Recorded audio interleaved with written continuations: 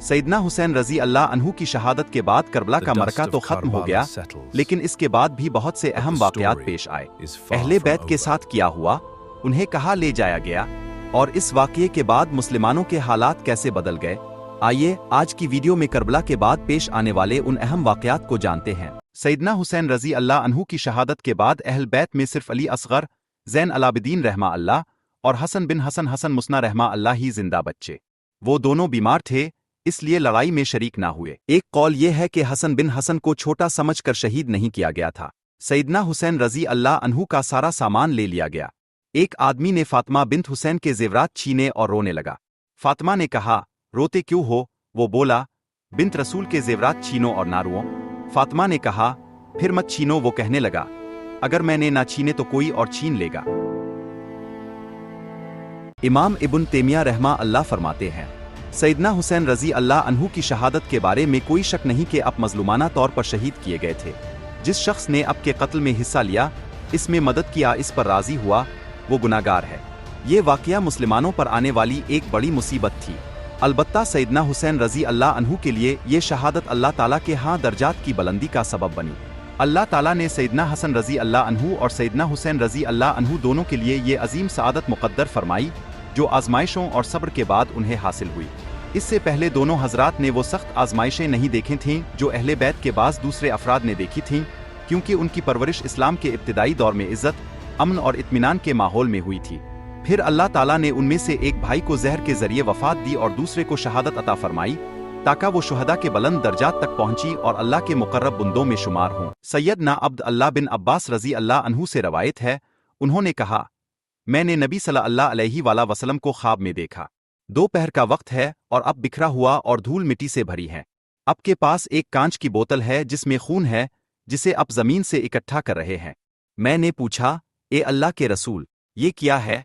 फरमाया, हुसैन और इसके साथियों का खून है। मैं आज दिन भर इसे तलाश करता रहा हूं। रवायत के रावी अमार कहते हैं, हमने इसे याद किया तो देखा कि वो इसी रोज शहीद किए गए थे। 11 मुहर्रम को उबैद अल्लाह बन जियाद के आदमी ऊंट लेकर आए। उन पर अहल बैत की ख्वातीन सवार हुईं ताकि उन्हें कूफा ले जाया जा सके।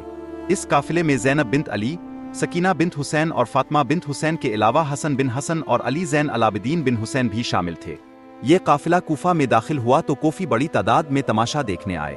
फातिमा बिन्त हुसैन ने अहल कूफा को मुखातिब करके कहा, अहल कूफा, ए अहल मकर ओ फरेब, ए अहल गुरूर ओ तकब्बुर, हम अहल बैत हैं। अल्लाह ताला ने हमें तुम्हारे जरिए से और तुम्हें हमारे जरिए से आजमाया। इसने हमारी आजमाइश को अच्छा कर दिया। सुनो, जालिमों पर अल्लाह की लानत हो। अरे, जानते हो कि तुम में से कुन हाथों ने हम पर नेज़े बरसाए? तुम में से कैसे दिलों ने हमें कत्ल करना चाहा? तुम में से कैसे पीर हमसे जंग करने के लिए आगे बढ़े? वल्लाह, तुम्हारे दिल पत्थर हो गए, तुम्हारे कलेजे सख्त हो गए, तुम्हारे कुलूब पर और तुम्हारे समो बसर पर मोहरें लगा दी गईं। ये सब तुम्हें शैतान ने सजाया। इसने तुम्हारे आंखों पर पर्दा डाल दिया कि तुमने सीधे रास्ते की हिदायत ना पाई। तबाही और हलाकत है तुम्हारे लिए, ए अहल कूफा। अहल कूफा फातिमा बिन्त हुसैन रहमा अल्लाह की तकरीर सुनकर दहाड़े मार मार कर रोने और चीखने चलाने लगे। उन्हें एहसास हुआ कि उन्होंने जवानान जन्नत के सरदार हुसैन के साथ कैसी बड़ी खियानत की, लेकिन अब रोने धोने का फायदा क्या था। अली ज़ैन अलाबिदीन रहमा अल्लाह ने चीख कर कहा, तुम हमारी वजह से रोते और नौहा करते हो, तो फिर हमें कत्ल किसने किया है? इमाम इब्न तैमिया ने मजीद लिखा, सैयदना हसन और हुसैन रजी अल्लाह अन्हु जवानान अहल जन्नत के सरदार हैं। वो हिजरत के बाद इस्लाम के दूर उरूज में पैदा हुए थे, लेकिन उन्होंने वो आजमाइशें नहीं उठाई थीं जो उनके असलाफ ने उठाई थीं। तो अल्लाह ताला ने उन्हें इस आजमाइश में मुब्तला किया ताकि उनके दर्जात बुलंद हों। ये अल्लाह ताला की तरफ से उनके लिए एक एजाज था, जैसे कि इसने सैयदना हमजा, सैयदना अली, सैयदना जफर, सैयदना उमर और सैयदना उस्मान रजी अल्लाह अन्हु को शहादत से सरफराज किया था। ये बात नहीं कि अल्लाह के हाँ उनकी हैसियत मामूली थी। सैयदना हुसैन रजी अल्लाह अन्हु अहल बैत के कई नौजवानों के साथ करबलाए इराक में यजीद के आमिल उबैद अल्लाह बन जियाद और इसके साथियों के हाथों शहीद हुए। अल्लाह ताला इब्न जियाद के साथ वही मुआमला करे जिसका वो मुस्तहिक है। ये एक बहुत बड़ा गमनाक वाक़या था जिसने इस वक्त के इस्लामी मुआशरे को हिला कर रख दिया था और इस्लामी मुआशरे पर इसके गहरे असरात हुए थे। अहल कूफा ही वो लोग थे जिन्होंने सैयदना हुसैन रजी अल्लाह अन्हु को खत पर खत लिखे और उन्हें कूफा आने की आरजू दिलाई। हालांकि कई सहाबा किराम ने सैयदना हुसैन रजी अल्लाह अन्हु को खबरदार किया था और कूफा जाने से रोका था। اہل کوفہ نے نہ صرف ان کی مدد سے ہاتھ کھینچ لیا بلکہ وہ اس لشکر میں شامل ہو گئے جو سیدنا حسین رضی اللہ عنہ کے خلاف لڑائی میں آئی اور انہیں قتل کیا۔ والی کوفہ و بصرہ عبید اللہ بن زیاد ایک ظالم اور بدنیت حکمران تھا اور اہل بیت سے نفرت کرتا تھا۔ اس نے سیدنا حسین کی تمام پیشکشیں ٹھکرا دی تھیں اور ان کے قتل پر خوش ہوا تھا۔ لشکر کوفہ اور اس کا قائد میں کوفہ کے وہ عمائدین بھی شامل تھے جنہوں نے سیدنا حسین رضی اللہ عنہ کو خط لکھے تھے کہ وہ ان کی مدد کریں گے، لیکن انہوں نے سیدنا حسین کو دھوکہ دیا اور ان سے لڑائی کی۔ جہاں تک عمر بن سعد کا تعلق ہے تو اس نے لشکر کوفہ کی قیادت کی تھی کیونکہ اس کو رے کی امارت کا لالچ تھا۔ سنان بن انس نخع نے سیدنا حسین رضی اللہ عنہ کو نیزہ مار کر شہید کیا اور ان کا سر الگ کیا تھا، اور شمر بن ذی الجوشن نے سیدنا حسین پر آخری حملے کا حکم دیا تھا۔ خولی بن یزید امجی نے سیدنا حسین رضی اللہ عنہ کا سر ابن زیاد کو پہنچایا تھا۔ یزید اس امر پر قادر تھا کہ وہ سیدنا حسین کو قتل نہ کرنے کے سخت احکامات جاری کرتا، لیکن اس نے ایسا نہ کیا۔ اس کا ایک قصور یہ بھی ہے کہ اس نے قاتلین حسین کو کچھ نہ کہا۔ یوں یزید کو عرض کربلا پر ہونے والی خونریزی سے بری قرار نہیں دیا جا سکتا۔ جہاں تک اس روایت کا تعلق ہے کہ یزید کو سیدنا حسین رضی اللہ عنہ کی شہادت پر دکھ ہوا تھا، اگر یہ روایت صحیح ہے تو بھی یزید کا قصور کم کرنے کے لیے یہ کافی نہیں۔ آخر مجرمان کو سزا کیوں نہ دی گئی جن میں عبید اللہ بن زیاد ناصبی سرفہرست تھا؟ امام ابن تیمیہ نے لکھا، اگرچہ یزید نے سیدنا حسین کے قتل پر افسوس کا اظہار کیا تھا، لیکن اس نے سیدنا حسین کی مدد نہ کی، نہ ان کے قاتلین کو قتل کرنے کا حکم دیا، نہ ان سے قصاص لیا۔ ابن کثیر رحمہ اللہ نے لکھا، یزید نے عبید اللہ بن زیاد کو معزول نہ کیا، نہ اسے کوئی سزا دی، نہ اسے کوئی سرزنش کی، واللہ علم۔ سیدنا حسین رضی اللہ عنہ اور ان کے اہل بیت کے قتل میں ملوث افراد کو سزا دینا یزید پر واجب تھا۔ اس واجب کو ترک کرنا فتنوں کے سر اٹھانے کا ایک بڑا سبب بنا۔ ابن تیمیہ رحمہ اللہ نے لکھا، سیدنا حسین رضی اللہ عنہ کا قتل اور ان سے پہلے سیدنا عثمان رضی اللہ عنہ کا قتل اس امت میں فتنوں کے پیدا ہونے کا بہت بڑا سبب تھا۔ ان دونوں کے قاتلین بدترین لوگ تھے۔ مقتولین کے ورثہ جب یزید بن معاویہ کے پاس پہنچے تو اس نے ان کا اکرام کیا اور انہیں مدینہ روانہ کیا، اور یہ بھی روایت ہے کہ اس نے سیدنا حسین کے قتل پر ابن زیاد پر لعنت کی تھی۔ اس نے کہا تھا، اہل عراق کو اپنی فرمانبرداری ثابت کرنے کے لیے سیدنا حسین کے قتل کی ضرورت نہیں تھی، میں اس کے بغیر بھی ان سے راضی ہو جاتا۔ تاہم اس نے قتل حسین کا انکار نہ کیا، نہ ان کا قصاص لیا، حالانکہ یہ اس پر واجب تھا۔ یوں اس واجب کے ترک پر اہل حق اسے ملامت کرتے ہیں۔ بعض دیگر امور بھی اس سلامت میں شامل ہیں، البتہ یزید کے دشمن اس سلسلے میں اس پر بہت سے بے بنیاد الزامات دھرتے ہیں۔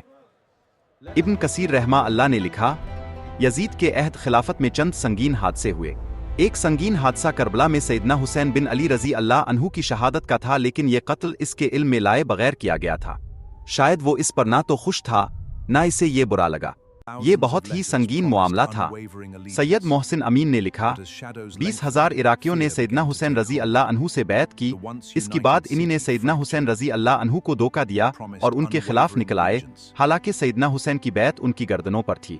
انہوں نے سیدنا حسین رضی اللہ عنہ کو قتل کر دیا۔ کاظم احصائی نجفی نے لکھا، وہ لشکر جو سیدنا حسین کے خلاف جنگ کرنے کے لیے نکلا تھا وہ 3 لاکھ افراد پر مشتمل تھا۔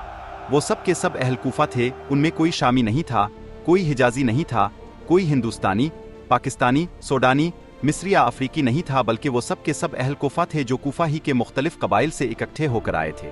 حسین قرانی نے لکھا، اہل کوفہ نے سیدنا حسین رضی اللہ عنہ کا ساتھ چھوڑ کر جانے پر اکتفا نہ کیا، ان کا موقف بار بار بدل جاتا تھا، جس کے نتیجے میں انہوں نے ایک تیسرا خیال اختیار کیا۔ وہ سیدنا حسین رضی اللہ عنہ کے خلاف جنگ کرنے کے لیے کربلا کی طرف نکل آئے اور ان کے خلاف ایک دوسرے سے بڑھ کر ایسے کارنامے انجام دینے لگے جو شیطان کو راضی کرتے اور رحمان کو ناراض۔ مثال کے طور پر عمرو بن حجاج، جو کل کوفہ میں اہل بیت کا بہت بڑا حامی بن کر سامنے آیا تھا اور جس نے ہانی بن عروہ کو بچانے کے لیے ایک بڑے لشکر کی قیادت کی تھی، وہ آج اپنے اس ظاہری موقف کو نگل گیا اور سیدنا حسین کو الزام دیا کہ وہ باغی اور دین سے خارج ہیں۔ جن افراد نے سیدنا حسین رضی اللہ عنہ کو شہید کیا تھا ان کے قتل میں شریک ہوئے تھے، ان سے اللہ نے انتقام لیا۔ زہری سے روایت ہے کہ انہوں نے کہا، سیدنا حسین کے قاتلین میں سے ہر ایک کو دنیا میں سزا ملی جس میں قتل ہونے، اندھا ہونے، چہرہ سیاہ پڑنے اور تھوڑی ہی مدت میں حکومت ختم ہونے کی سزائیں شامل تھیں۔ مختار بن ابی عبید ثقفی نے سیدنا حسین رضی اللہ عنہ اور ان کے اہل بیت کے بعض قاتلوں کو تلاش کیا، وہ گرفتار کر کے اس کے سامنے لائے جاتے تو وہ ان کے جرم کے مطابق انہیں مختلف طریقوں سے قتل کرنے کا حکم دیتا۔ اس نے شمر بن ذی الجوشن کو بھی قتل کیا۔ شہر پر مختار کے کچھ آدمیوں نے اچانک حملہ کر دیا۔ وہ نہ کپڑے پہن پایا نہ ہتھیار بند ہو سکا اور ان کے مقابلے میں نکل آیا۔ اس نے کچھ دیر ان کا مقابلہ کیا، پھر ابو عمرہ نے اس پر قابو پا لیا اور اسے قتل کر دیا۔ اس کی لاش وہی پھینک دی گئی۔ خولی بن یزید اسب کو مختار نے قتل کر کے نظر آتش کرنے کا حکم دیا۔ اس نے سیدنا حسین رضی اللہ عنہ کا سر اٹھایا تھا۔ عمر بن سعد اور اس کے بیٹے حفص کو بھی قتل کر دیا گیا۔ عمر بن سعد اس لشکر کا امیر تھا جس نے سیدنا حسین رضی اللہ عنہ کے خلاف جنگ کی۔ مختار نے سنان بن انس کو بھی تلاش کروایا جس کا یہ دعویٰ تھا کہ اس نے سیدنا حسین رضی اللہ عنہ کو قتل کیا تھا۔ وہ نہ ملا تو مختار نے اس کا گھر مسمار کروا دیا۔ مختار نے حکیم بن طفیل تائی کو بھی قتل کروا دیا جس نے سیدنا حسین کو دل پر تیر مارا تھا۔ اسی طرح اس نے عمر بن صبح صدئی کو بھی قتل کروایا۔ مختار نے قاتلین حسین کو تلاش کیا، اسے عبید اللہ بن اسد جہن اور مالک بن نصیر کندی کا بتایا گیا۔ اسی طرح حمل بن مالک محارب کا بھی سراغ بتایا گیا۔ یہ تینوں قادسیہ میں تھے۔ ان تینوں کو حاضر کیا گیا اور قتل کر دیا گیا۔ بعد ازاں زیاد بن مالک الس، عمران بن خالد الاشری، عبد الرحمن بن ابی خشکارہ بجلی اور عبد اللہ بن قیس خولانی کو بھی حاضر کیا گیا۔ سیدنا حسین رضی اللہ عنہ کے پاس جو زعفران تھی وہ ان لوگوں نے لوٹی تھی۔ مختار نے انہیں بھی قتل کر دیا۔ عبد الرحمن بن طلحہ اور عبد اللہ بن وبیب ہمدانی کو پکڑ کر لایا گیا۔ مختار نے ان دونوں کو قتل کر دیا۔ عثمان بن خالد جہن اور ابو اسما بشر بن سمیت قالسی کو حاضر کیا گیا۔ ان دونوں نے مل کر عبد الرحمن بن عقیل کو مارا اور اس کا سامان لوٹا تھا۔ مختار نے ان دونوں کو بھی قتل کر کے آگ میں جلا دیا۔ یوں مختار ان لوگوں کو ڈھونڈ ڈھونڈ کر قتل کرتا رہا۔ جو آدمی نہ ملتا وہ اس کا گھر مسمار کر دیتا۔ مختار سقفی 66 ہے کہ آخر میں اہل کوفہ کے قتل سے فارغ ہوا تو اس نے ابراہیم بن اشتر کو ابن زیاد کے قتل کے لیے روانہ کیا۔ فریقین کے درمیان شدید لڑائی ہوئی۔ ابن زیاد ہار گیا۔ اس کے ساتھ حسین بن نمیر بھی مارا گیا اور ابن زیاد کا سر کاٹ کر مختار کے پاس لایا گیا۔ اللہ کا کرنا یہ ہوا کہ ابن زیاد بھی 67 میں عاشورہ کے روز قتل ہوا۔ مختار نے اس کا سر عبد اللہ بن زبیر رضی اللہ عنہ کو بھیج دیا جنہوں نے اسے علی بن حسین کی طرف بھیج دیا۔ لوگوں نے ذکر کیا کہ حجاج بن یوسف نے ایک مرتبہ لوگوں سے مخاطب ہو کر پوچھا، جس نے بہادری کا کوئی کام کیا ہو وہ کھڑا ہو۔ کچھ لوگ کھڑے ہوئے جن میں سنان بن انس بھی تھا۔ اس نے کہا، میں حسین کا قاتل ہوں۔ حجاج نے کہا، بہادری کا اچھا کام۔ سنان بن انس اپنے گھر لوٹا تو اس کی زبان بند ہو گئی اور ذہنی توازن بگڑ گیا۔ وہ کھانا کھاتا تھا اور پھر اسی جگہ پیشاب اور پاخانہ بھی کر دیتا تھا۔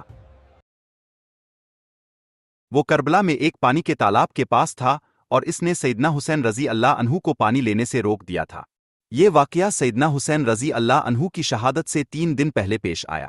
اس شخص نے آواز دے کر کہا، حسین، کیا تم پانی دیکھ رہے ہو؟ اللہ کی قسم، تم اس کا ایک قطرہ بھی نہیں پی سکو گے اور پیاسے ہی رہو گے۔ سیدنا حسین رضی اللہ عنہ نے اس کے لیے بددعا کی، اے اللہ، اسے پیاسا مارن۔ بعد میں وہ شخص بیمار ہو گیا۔ وہ جتنا بھی پانی پیتا اسے قے آ جاتی۔ بار بار پانی پینے کے باوجود اس کی پیاس ختم نہیں ہوتی تھی اور آخرکار وہ اسی حالت میں مر گیا۔